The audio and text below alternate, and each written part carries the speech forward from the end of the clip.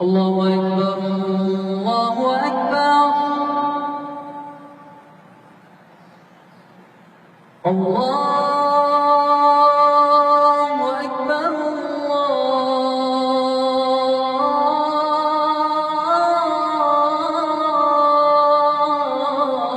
أكبر.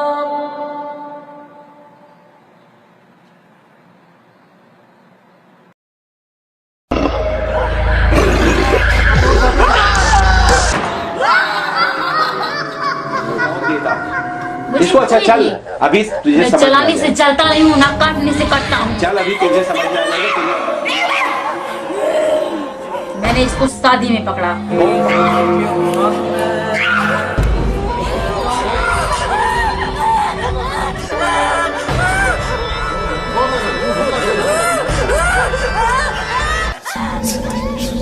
अस्सलामु अलैकुम वरहमतुल्लाहि वबरकातुहू। मोहतरम नाजरीन, तिलिस्माती दुनिया और जिन्नातों की हकीकत के वीडियो सीरीज़ का ये तीसरा हिस्सा है। आप इसे नकली आमिलीन का पोस्टमार्टम या जादूगरों का पोस्टमार्टम भी कह सकते हैं। ये वीडियो बनाने का मकसद ये है कि जो ये आमिलीन और जादूगर जो लोगों को बेवकूफ़ बनाते हैं, उनके भोलेपन का और उनकी जहालत का फ़ायदा उठाते हैं और जिनों के नाम से डराते हैं, मैं ये उनके ख़िलाफ़ एक जंग है या उस जंग का एक हिस्सा है। इस वीडियो सीरीज़ का मकसद ये है कि जो जिन्नात के ताल्लुक़ से और मुअक्किलों के ताल्लुक़ से और जादू के ताल्लुक़ से जो लोगों को डराया जाता है और जो लोगों को खौफज़दा किया जाता है, मैं कुरान और हदीस के रोशनी में आपको जिन्नात की, मुअक्किलीन की और जादूगरों की हकीकत आपको बता रहा हूँ, ताकि आप तक सही नॉलेज पहुँचे और आप इन ढोंगी बाबाओं से, ढोंगी आमिलों से और जादूगरों से अपने फैमिली की, अपने बीवी बच्चों की और सबसे बड़ी बात अपने ईमान और अक़ीदे की हिफाजत कर सकें। मुझे उम्मीद है कि आप लोगों को इससे बहुत फ़ायदा हो रहा होगा और इंशाअल्लाह फ़ायदा होगा। पिछले 2 वीडियो में हमने जिनों की 4 किस्में बयान की। अब हम जिन की 5वीं किस्म बयान करेंगे। जिन की 5वीं किस्म इफ़रीत है। इफ़रीत वो जिन है जिसका ज़िक्र कुरान पाक में भी मौजूद है। इफ़रीत असल में जिनों का एक कबीला है। इस कबीले से ताल्लुक़ रखने वाले जिनों को इफ़रीत कहा जाता है। हज़रत सुलेमान अलैहिस्सलातु वस्सलाम का ज़िक्र कुरान पाक के सूरे नमल में मौजूद है। उसमें यह वाक़या लिखा हुआ है कुरान पाक में कि उनकी काबीना का इजलास हो रहा था। हज़रत सुलेमान अलैहिस्सलातु वस्सलाम के काबीना का इजलास हो रहा था और उसमें जिन्नात, इंसान सब मौजूद थे। हज़रत सुलेमान अलैहिस्सलातु वस्सलाम ने यह बात रखी कि मलिका बिल्कीस का तख्त यहाँ पर कौन लेकर आएगा। तो काला इफ़रीतुम मिनल जिन्नी अना आतीका बिही क़ब्ल अन तक़ूमा मिन मक़ामिका व इन्नी अलैहि लक़वियुन अमीन। तो इफ़रीत जो जिन था वहाँ बैठा हुआ, उसने कहा कि ए सुलेमान अलैहिस्सलाम, मैं इस मजलिस के ख़त्म होने से पहले पहले बिल्कीस का तख्त यहाँ पर लाकर रख सकता हूँ। तो वहाँ पर एक अल्लाह का बंदा मौजूद था, एक इंसान था, इल्म वाला था। उसने हज़रत सुलेमान अलैहिस्सलातु वस्सलाम से मुखातब होकर कहा कि अना आतीका बिही क़ब्ल अन यर्तद्द इलैका तरफ़ुक, कि ए सुलेमान अलैहिस्सलाम, मैं आग झपकने से पहले बिल्कीस का तख्त यहाँ ला सकता हूँ। और उसने आग झपकने से पहले बिल्कीस का तख्त हाजिर कर दिया। इस बात से हमें यह पता चला कि अल्लाह तबारक व तआला ने इंसान को जिन्नात से ज़्यादा ताकत बख्शी है। इफ़रीत जो जिन का कबीला है बहुत ताकतवर है और उनकी उम्रें भी बहुत लंबी होती है और उनकी रफ्तार, उनकी स्पीड भी बहुत ज़्यादा होती है। यूँ समझ लें कि वो बिजली की रफ्तार से ज़्यादा तेज़ सफ़र कर सकते हैं। इन सब के बावजूद अल्लाह तबारक व तआला ने इंसान को उनसे ज़्यादा ताकत बख्शी है। इंसान उड़ तो नहीं सकता, लेकिन उसने ऐसी मशीनें बना दी, ऐसे जहाज़ बना दिए कि जिनसे वो उड़ सकता है। और स्पीड की जहाँ तक बात करें तो इंसान ने हवाई जहाज़, बुलेट ट्रेन, ऐसी गाड़ियाँ, ऐसी कारें ऐसी बना दी है जिससे वो बेइंतहा स्पीड से सफ़र कर सकता है। تو اللہ تبارک و تعالیٰ نے جنوں کو بھی طاقت دی ہے، لیکن ان کی طاقت کے مقابلے انسانوں کو سب سے زیادہ طاقت دی ہے۔ انسان بہت دور دیکھ تو نہیں سکتا، لیکن انسان نے ایسے ٹولز تیار کر دیے ہیں، ایسے کیمرے، ایسے سیٹلائٹ تیار کر دیے ہیں کہ ہزاروں میل دور بیٹھے انسان کو وہ دیکھ سکتا ہے اور اپنی آواز کو ودن اے سیکنڈ ہزاروں کلومیٹر تک پہنچا سکتا ہے۔ یہ عقل و شعور اللہ تبارک و تعالیٰ نے صرف انسان کو دیا ہے، نہ کہ جنات کو، نہ جانوروں کو، نہ کسی اور مخلوق کو اللہ تبارک و تعالیٰ نے یہ عقل اور شعور عطا کیا ہے۔ اب بات کرتے ہیں جنوں کی چھٹی قسم کا۔ جنوں کی چھٹی قسم الغول ہے۔ ان کی زیادہ تفصیل تو نہیں پتا، لیکن ان کے بارے میں اتنا پتا ہے کہ یہ قبرستانوں میں رہتے ہیں اور ان کی جو کھانا ہے، ان کی محبوب غذا جو ہے وہ ہڈیاں ہیں اور گوبر وغیرہ یہ لوگ کھاتے ہیں۔ ساتویں قسم جنات کی وہ ہے جو انسانوں کو رات کو سوتے وقت ان کے سینوں کو دباتے ہیں، ان پر بوجھ ڈالتے ہیں۔ اکثر لوگوں کو آپ نے یہ کہتے ہوئے، شکایت کرتے ہوئے سنا ہوگا، یا پھر کبھی آپ کے ساتھ بھی یہ واقعہ پیش آیا ہوگا کہ آپ رات کو سو رہے ہیں اور آپ کو ایسا محسوس ہو رہا ہے کہ کوئی آپ کو دبا رہا ہے، آپ کے اوپر منو ٹنو بوجھ ڈال رہا ہے، اور اتنا کہ آپ ہاتھ پیر بھی ہلا نہیں سکتے، گردن نہیں ہلا سکتے، آپ کی سانس پھولنے لگتی ہے، بوجھ اتنا ہوتا ہے۔ یہ اکثر لوگوں کے ساتھ ہوتا ہے۔ تو آپ اس میں ڈرنے کی بالکل ضرورت نہیں ہے۔ میں آپ کو ڈرانے کے لیے یہ سب باتیں نہیں کر رہا ہوں، اور اس کے لیے آپ کو کسی جعلی اور نقلی بابا عامل کسی کے پاس جانے کی ضرورت نہیں ہے۔ دیکھیے، جب بھی آپ پر ایسی حالت پیش آئے، آپ کو ایسا لگے کہ کوئی آپ کو دبا رہا ہے اور آپ کی سانس پھولنے لگ رہی ہے، تو آپ فوراً آیت الکرسی پڑھنا شروع کر دیں۔ اور اگر آپ کی حالت بہت زیادہ خراب ہے کہ آپ زبان سے آیت الکرسی نہیں پڑھ سکتے، تو آپ کیا کریں، آپ کے دماغ میں آیت الکرسی پڑھنا شروع کر دیں۔ جیسے ہی آپ آیت الکرسی پڑھنا شروع کریں گے، اللہ لا الہ الا هو الحی القیوم تک بھی اگر آپ پہنچیں گے تو آپ کو اچانک ایک جھٹکا محسوس ہوگا اور آپ کو ایسا لگے گا کوئی آپ کی بدن کے اوپر سے اٹھ کے بھاگ گیا ہے، یا پھر ایسا لگے گا کہ کسی نے آپ کے سینے پر سے بوجھ ہٹا دیا ہے۔ آپ فوراً ہلکا محسوس کرنے لگیں گے اور آپ کو یعنی اچھا فیل ہوگا اور آپ کو راحت ملے گی۔ تو یہ جنات کی ایک قسم ہوتی ہے جن کا مستقل یہ کام ہوتا ہے کہ یہ راتوں میں انسانوں کو اس طرح سے پریشان کرتے رہتے ہیں۔ ساتویں قسم خنزرب ہے۔ ان کا کام صرف نمازوں میں آ کر نمازیوں کو ڈسٹرب کرنا اور وسوسے ڈالنا ہوتا ہے۔ تو یہ تھی جنات کی چند اقسام جو میں نے آپ کے سامنے بیان کی، جو پچھلے حصے میں ادھوری رہ گئی تھی۔ تو ان سے ڈرنے اور گھبرانے کی بالکل ضرورت نہیں ہے۔ یہ انسان سے زیادہ طاقتور نہیں ہے، بلکہ یہ انسانوں سے ڈرتے ہیں۔ لیکن ہماری کم علمی ایسی ہے، جہالت ایسی ہے، بھولاپن ایسا ہے کہ ہم جنات سے ڈرتے ہیں اور وہ ہم سے ڈرتے ہیں، کیونکہ ہم زیادہ طاقتور ہیں، ہم زیادہ پاورفل ہیں۔ اب آتے ہیں موکلوں پر۔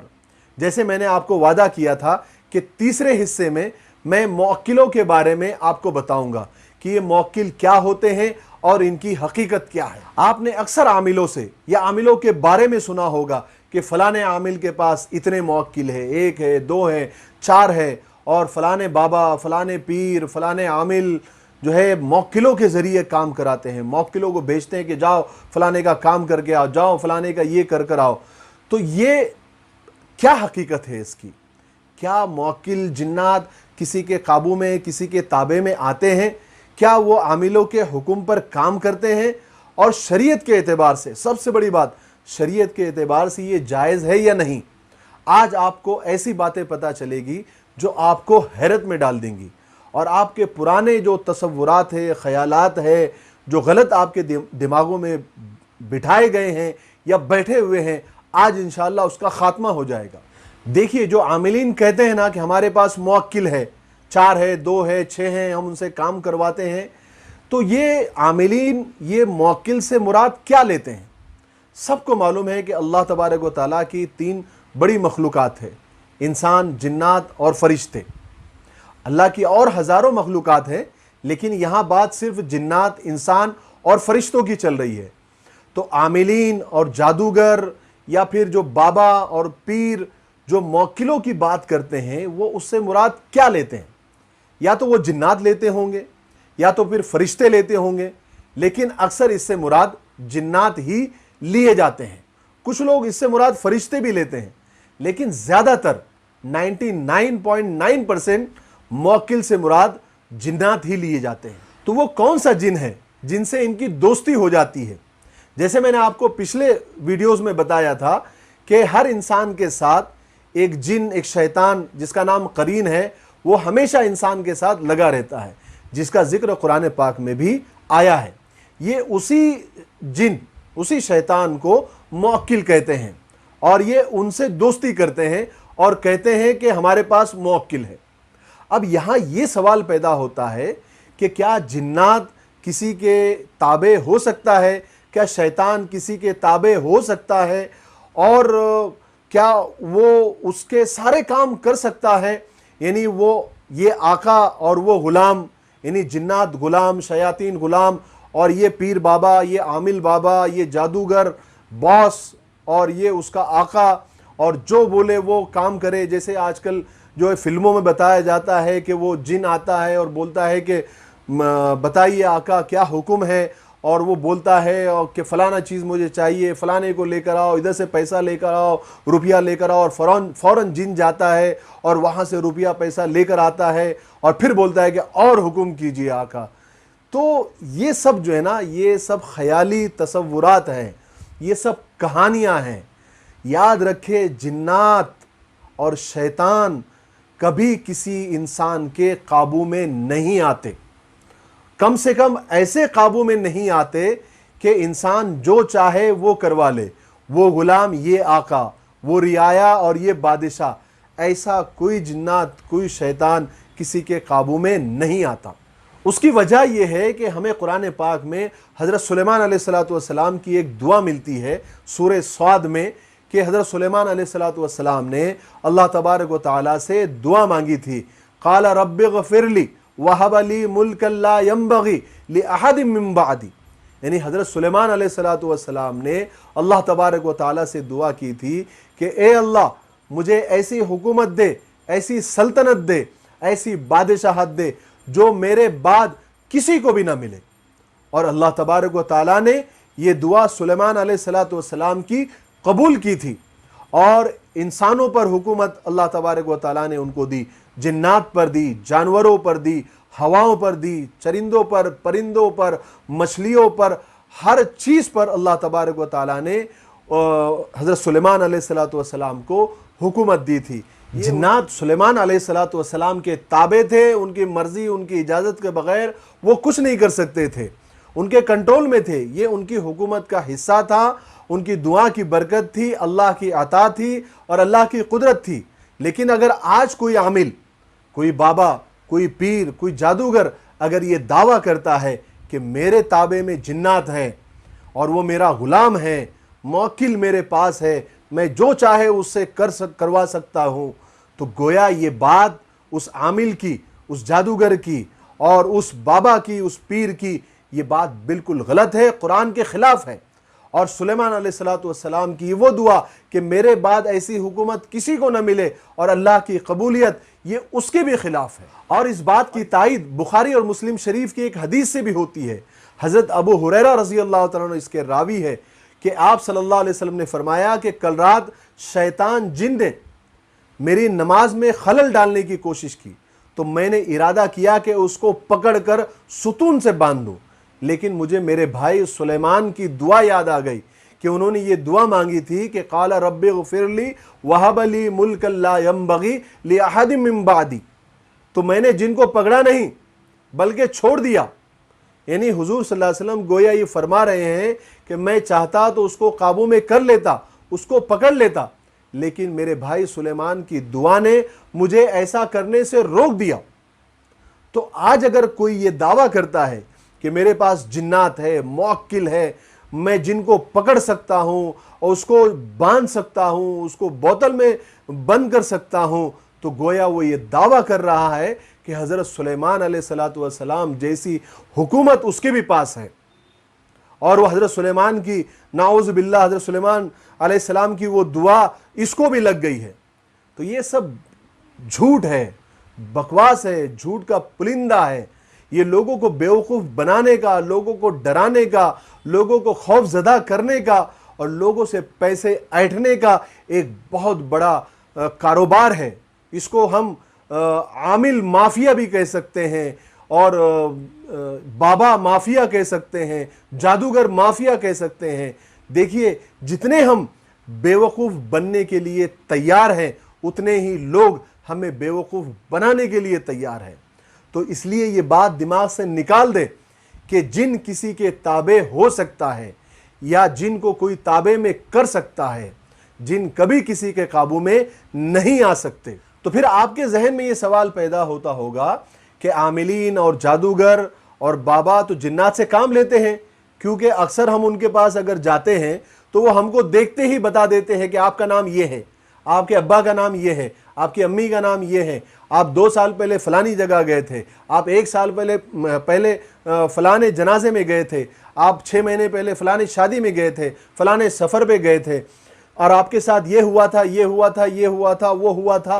तो ये सब क्या चक्कर होता है, ये मैं आपको वीडियो के चौथे हिस्से में बताऊंगा।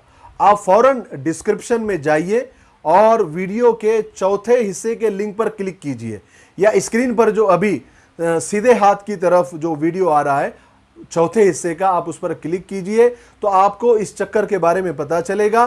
तब तक के लिए आप दुआओं में याद रखें। अस्सलामु अलैकुम व रहमतुल्लाहि व बरकातहू।